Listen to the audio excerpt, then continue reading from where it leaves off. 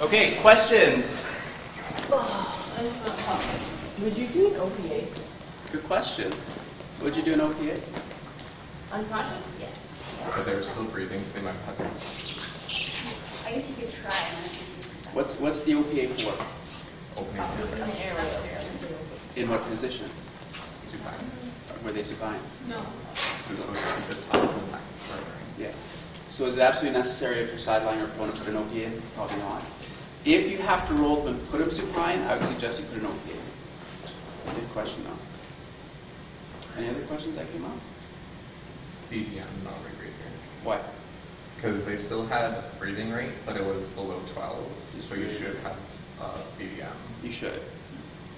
What was the only issue with this particular scenario? They were sideline. They were sidelining, and usually a BBM is a two-person job, not unless you're really advanced and you're obviously big hands. You can probably try with one.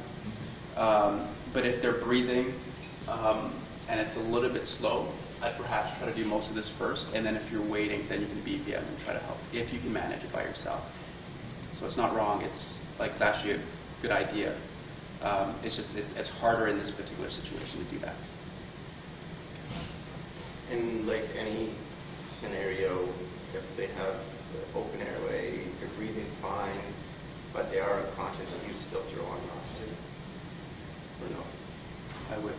Yeah. Would you be expected to do like a BBM though? It was really low? Yeah. Well, how low? What are the numbers in the book? 12 to 20 is normal, below that much low. So below 12. Yeah, and I think for a child it's around that as well. I have to check, like I could check the ear mark with you. So I guess just, I'm sure you probably figured this out, but just to reiterate what the issues were, it was so you were expected to do this, unconscious all the way till the end of the vitals, pick up the fact that it was hypothermic, and treat for that. Okay. And then once you start your head to toe, so it looked like they were going to start, the patient was supposed to have woken up, and then you're supposed to have taken a good history, sample as well, and then determine that it was it was mountain sickness, specifically high altitude cerebral edema versus pulmonary. It's not really going to change much in what you do, other than the fact that if there's a breathing issue, you might have to monitor that a little bit more. Either way, you're still putting oxygen on and taking them down the hill as fast as possible. Okay, and so I'm hoping that was the conversation after the fact. Okay. Any questions about that scenario? Okay. Take your time. You're not being timed. So if you're nervous or if you're forgetting things, just take a second to pause. Okay. So it's not a real scenario. You're not going to die. So the goal is to just make sure you have a good, solid process. Okay. Next week is the last class. There's no 10 a.m. class, by the way. So the two 8 o'clock classes are going to be a little bit. There's going to be a lot more people. But next week is the last class. We'll do more scenarios. And the week after that are the opens. Okay, so we're just looking for a process now. So just try to practice your process.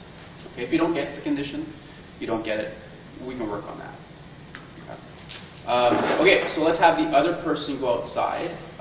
You can leave the kits in here, but the gloves are outside. And if you guys need to take one of the sheets to talk about signs and symptoms to prepare yourself for this next scenario, you're welcome to do so. We'll come and grab you in about 3 minutes.